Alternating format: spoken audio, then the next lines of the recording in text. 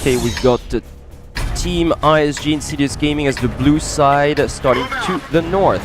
Yep, Insidious Gaming also going with that dual Borsig tank destroyer. I love that tank and I love the setup here. They do balance that out with a pair of 110s and a Pershing as well. So a little bit of different lineup they're going with this time around. They're going straight for the city already. They're actually progressing quite far down than we're used to seeing Northern teams doing right now. And then now we're getting a look at the Not Tonight side. Not Tonight going with a much, I guess, more standard lineup. They're going with a pair of AMX-50s, pair of IS-3s, and that Pershing.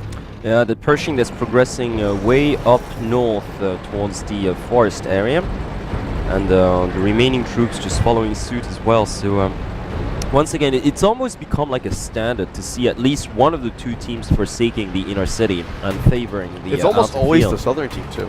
Yeah, quite systematically. So I want to agree. Usually, most of the time, we do see northern teams like sort of setting up a defensive positioning around the railroad and to the northern edge of the city, whereas the southern team completely decides to forsake the southern parts of the urban area, which is kind of surprising. But at the same time, you know, results have shown that on Ensk there's a lot more versatility than what we were accustomed to, especially during the open season. I don't know if you remember, but during the open season, we hated this map. Because nobody would move, nobody would budge. And I think it's just because of the inexperience of the teams back then. You know, they just had no idea how to tackle the defensive maneuvers coming out from most teams. You know, for example, if you look at ISG's positioning right now, in the open season, most teams would have no idea how to penetrate this.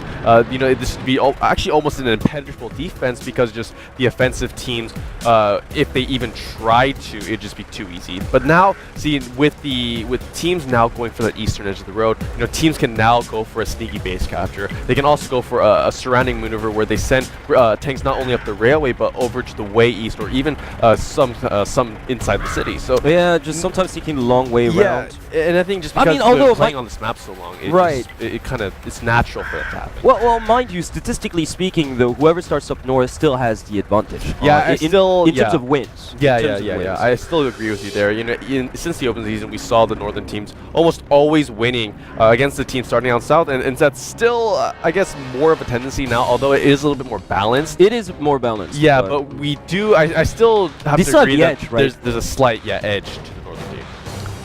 Right, well, especially if you forsake the city entirely, and well, I mean, look at that. It's just we're just taking a look at Mr. Addison here. It's just those names. I can't get past those names. Like, they're actually way up there to the northern area. Yeah, no, they are. One of the Pershing has been spotted though by ISG, so they know that something's going on up there. Well, I mean, that's exactly what they expected. Now, I really think that it's slowly but surely Insidious Gaming is going to creep down south even more and just spread out towards the city, because soon enough they're going to realize that the urban area has completely been deserted. As soon as they send one of their T1s down, they're going to spread out, I'm assuming, towards the western part of the railroad, and which is going to give them, like, well, the entire control of at least the urban area of the map. Yeah, we have drifts over here. Just kind of spotting over, like, towards the railway area. He hasn't spotted any of the members. That Pershing is not spotted anymore. I'm curious to see if Not Tonight is still over there to the northeastern part.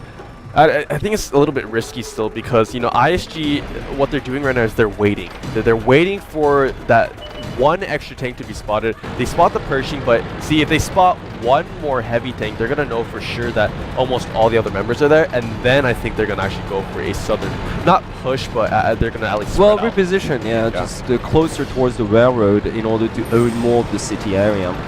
I think they'd be smart. I think that's what they're going to do right now, as a matter of fact. Really, they realize that there's no significant threat up north to their base just yet. And besides, should be enough. Yeah, Grits is actually just defending the actual base, and although he might not be able to withstand a 5-man onslaught, like, he would be able to delay it long enough for those Vorsigs to come to the rescue. Yeah, and just two shots from, actually just one shot apiece. Yeah, would take care of any tank out there. Yeah, that's pretty much.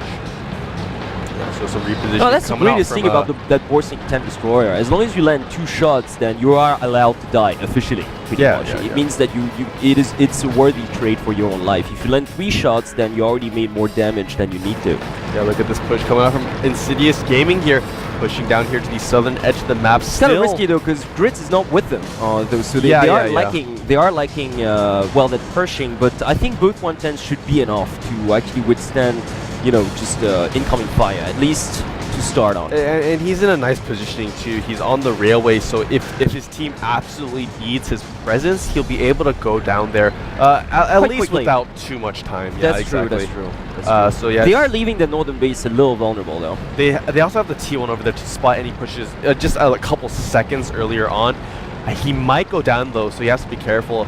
As long as Gris stays, you know, in that position, and as long as he doesn't give away any of his team's strategy, he should be fine here. Insidious Gaming extremely close though to the Not Tonight base. Yeah, I mean, Not Tonight. I think that's exactly what they want. I mean, look at they don't even their have a T1 down there actually. No, they don't. But they're really just very close to their own starting position. Okay, the base capture has started. Yeah, you know that field is wide open, so they're gonna have all the time in the world to come back and defend this. Though it's just I'm wondering how they're going to pull this off though, because ISG's positioning is spot on. Yeah, they actually sent in Black 4 there in that T1 to start the base capture. They're not risking any of their tier 8s. Exactly, not allowing any of their critical tanks to be in danger here. Oh, a shot actually being fired from Death Skies. It does miss though. Yeah, he missed. If that shot landed, that would be a crucial shot, because that would not allow at least one of those members to stick their head out too far. Well, I mean, that's like a 1400 tank, so I'm assuming it's a 5100. Yeah. And he would have gone down to half his hit points already. Yeah. So, just thankfully he missed. I mean, at least T1 does go down though, so Blackboard going down, the 1000 on the base capture. And now, Insidious Gaming, they have to think of something else, because they lost that T1, they lost that reason for Not Tonight look at that. come out of cover. Grits is actually trying to go for a flank. This is very risky though. I think he's just going to take out the T1 perhaps, and then just go back to his starting position.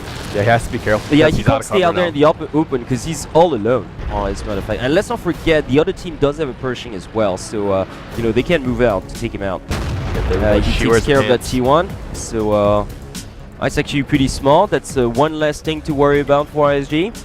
Yep. But if I were Grits, I wouldn't stay there. Really, it's just a little too risky. Oh, most definitely. So, I mean, all the members are down there to the southeastern corner. So, if he even progresses even a little bit more down south, if he gets spotted even, those MH50s and those IS3s are going to immediately take him out. Yeah, I'd reckon that if he does get spotted, he wouldn't even last 5 seconds. Really, it's just every single tank would just crack a shot at him. Oh, this guy's actually took a hit. Yeah, he did take a hit, actually. It was actually from who, but not too detrimental, but another one, and he'd be in considerable danger. Yeah, he's fine right now, definitely. Oh, some actually blind shots being fired by the Not Tonight side. A shot landing on the wall over there. Yeah, Daslam are just cracking shots, trying to just sort of guess where the ISG members are. Yeah, both teams really hesitating and really just taking a lot of caution into this firefight. I mean, any single shot landing on either side could turn the tide completely in either favor. So I want to see Insidious Gaming send their other T1 down to this current position, because the positioning from ISG right now from Insidious Gaming is just so phenomenal. It's like a perfect semicircle. You can't see it on the map right now, but it's like literally like a perfect kind of eclipse around the Not Tonight starting position. And if they can manage to send in the T1 again and start that base capture and force Not Tonight to come out of cover even just a little bit, they're going to come out on that firefight. They're going to come out on top. Oh, look at that. T1 getting almost taken out. Miko. Hobbs is under fire here. Just, Miko and Hobbs duking it out all the way up north.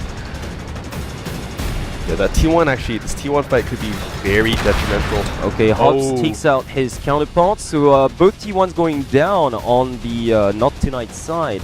Now, which means that all their tanks are all clustered towards their own starting position, and they're not going to budge. Oh, look at this repositioning. Oh, you guys can't see it on your screen right now. Insidious Gaming sending up one of their heavy tanks, one of their 110s. And the Borsigs too. And their Borsigs too. One of their Borsigs, I think. No, both their Borsigs are down still, south, are still down south here. I think they're gonna have a 3-2. Yeah, exactly. They're gonna try to take the long way around to try to flank their opponents towards the forest, because from where they are right now, they gotta do it fast though. Only 25 seconds remaining. Yeah, I mean, I think we're gonna have to replay this. This was a very passive set from both sides, especially from the Not Tonight point of view standpoint. They didn't even really attempt to do much. much. They're just daring ISG to go for reckless capture, and obviously, well, Insidious is not the type of team to go for something that reckless, so we're gonna have to replay this.